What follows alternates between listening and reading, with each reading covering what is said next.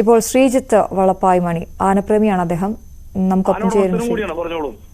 ശ്രീജിത്ത് അറിഞ്ഞു കാണുമല്ലോ അല്ലെ, ഇന്നലെ നമ്മൾ സംസാരിച്ചതാണ്. രാവിലെ നിങ്ങൾ തന്നെയാണ് വിളിച്ചു പറഞ്ഞപ്പോഴാണ് ഞാൻ അറിഞ്ഞതെന്നുള്ള സത്യം.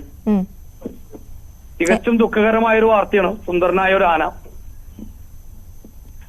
ഇന്നലെ നമ്മൾ സംസാരിക്കുമ്പോൾ ഞാൻ ചോദിക്കുന്നുണ്ടായിരുന്നു, ആരോഗ്യത്തിനൊന്നും കുഴപ്പമില്ലല്ലോ അല്ലെ, ക്ഷീണിതനല്ലല്ലോ എന്നൊക്കെ. ഒരു കുഴപ്പവും എനിക്ക് കണ്ടിട്ട് തോന്നിയിട്ടില്ല. ഇത് എനിക്ക് തോന്നുന്നത് ആനയെ പിന്നീട് കർണാടകത്തിലേക്ക് കൊണ്ടുപോകുമ്പോൾ കൃത്യമായ സ്ഥലത്തേക്ക് ലൊക്കേറ്റ് ചെയ്യാൻ വേണ്ടി ഈ മയക്കുന്ന മരുന്നിന്റെ ഡോസ് കൂടിയതാവാം, അല്ലെങ്കിൽ ചിലപ്പോൾ കാർഡിയാക് അറസ്റ്റ് ആവാം. എന്താണെന്ന് പോസ്റ്റ്മോർട്ടത്തിന് ശേഷം പറയാൻ പറ്റുള്ളൂ. പക്ഷേ ഇന്നലെ അന്നേരം നമ്മുടെ ഉദ്യോഗസ്ഥ വൃന്ദങ്ങളെടുത്ത തീരുമാനം വളരെ കറക്റ്റ് ആയിരുന്നു. ആന അന്നേരത്ത് ടൗണിൽ ഇറങ്ങി സ്കൂൾ പരിസരമൊക്കെയാണെന്നുണ്ടെങ്കിൽ വല്ല കുട്ടികൾക്കോ ആർക്കെങ്കിൽക്കോ എന്തെങ്കിലും അപകടം സംഭവിച്ചിരുന്നെങ്കിൽ നമ്മൾ ഇന്ന് ഇങ്ങനെയല്ലല്ലോ പറയാം. ഒരിക്കലും സംഭവിക്കാൻ പാടാത്ത കാര്യം സംഭവിച്ചു. ഞാൻ തികഞ്ഞ ഒരു ആനസ്നേഹിയാണ്. സ്വന്തമായി ആനയുണ്ട്, 5ഓളം ആനകളെ സംരക്ഷിക്കുന്ന ഒരാളാണ്. പക്ഷെ ഒരിക്കലും സംഭവിക്കാൻ പാടാത്തതാണ്. പക്ഷെ എനിക്ക് തോന്നുന്നു അവിടുന്ന് കർണാടകത്തിലെ ഉദ്യോഗസ്ഥരെ പിന്നീട് കൊണ്ടുപോയെന്ന് തോന്നുന്നു ആനനെ. ഞാൻ കൃത്യമായി അറിയാൻ സാധിച്ചിട്ടില്ല, കേട്ടത് അങ്ങനെയാണ്. ചിലപ്പോൾ നമ്മുടെ ഇവിടെ നിന്ന് പിടിച്ചു കൊണ്ടുപോയി, പക്ഷെ കൃത്യമായ സ്ഥലത്തേക്ക് എത്തിക്കുമ്പോൾ ആന എങ്ങാനും ഒരു ഓർമ്മയിലേക്ക് വരുന്നു എന്ന് തോന്നുമ്പോൾ കൃത്യമായി ലൊക്കേറ്റ് ചെയ്ത് വിടാൻ പറ്റാതെ വരുമ്പോൾ വീണ്ടും മയക്ക് ഡോസ് കൊടുത്തിട്ടുണ്ടായിരിക്കും. നമ്മുടെ വനമന്ത്രി പറഞ്ഞത് ആനയെ കൈമാറിയിട്ടില്ല, അതിനു മുമ്പ് ഒരു വിശദമായ പരിശോധന നടത്തുമല്ലോ, വിദഗ്ധ പരിശോധന ആനയുടെ ആരോഗ്യനില സംബന്ധിച്ച്. ആ പരിശോധന നടക്കുന്നതിന് മുമ്പ് തന്നെ ആന ചരിഞ്ഞു എന്നുള്ളതാണ്.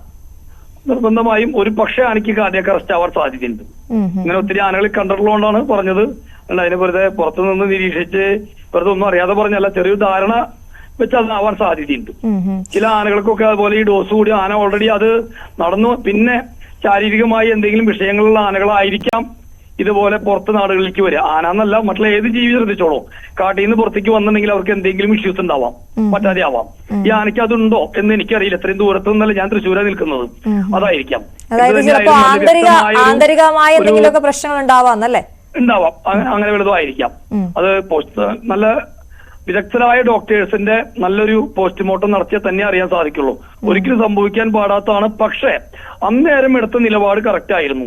ഈ പൊതുജനങ്ങളുടെ ഇടയിലൂടെ ഒരു ആന കടന്നു പോകുമ്പോൾ അതുവരെ കുഴപ്പമില്ല, ശാന്തമാണ് എന്നൊക്കെ പറഞ്ഞാലും എന്തേലും ഒരു ബുദ്ധിമുട്ടുണ്ടായാൽ, ഒരു ആളപായം ഉണ്ടായാൽ നമ്മൾ ഇന്ന് ഇതൊന്നുമല്ല നമ്മൾ പറയാം. ഉറപ്പല്ലേ? അതെ, ഉറപ്പാണ്.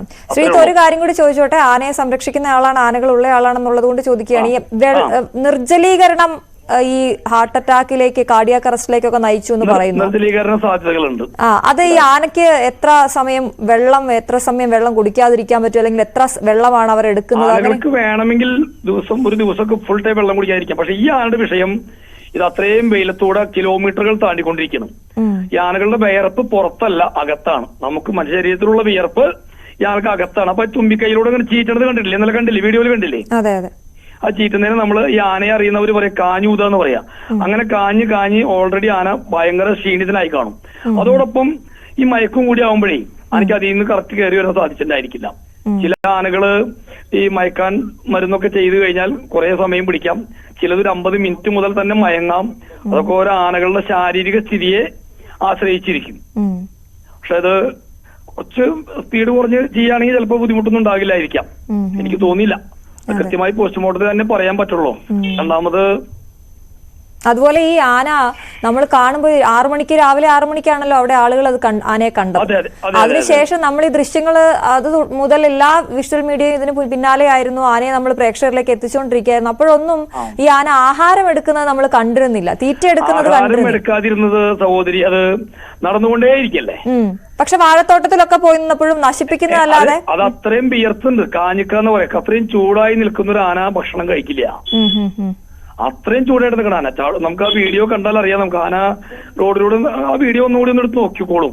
2 സൈഡിലേക്കും ആന തുമ്പിക്കൈ എടുത്ത് ഇങ്ങനെ ചീറ്റിക്കൊണ്ട് ഇങ്ങനെ വെള്ളം ചീറ്റുന്നത് കണ്ടില്ലേ? അത് ആനയുടെ ശരീരത്തിനുള്ളിൽ വിയർപ്പാണ് ആന ചീറ്റിക്കൊണ്ടിരിക്കുന്നത്.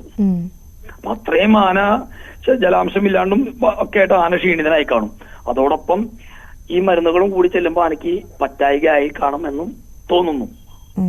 ശരി, വളരെയധികം നന്ദി ശ്രീജിത്ത് ഞങ്ങളോട് സംസാരിച്ചതിന്. ശ്രീജിത്ത്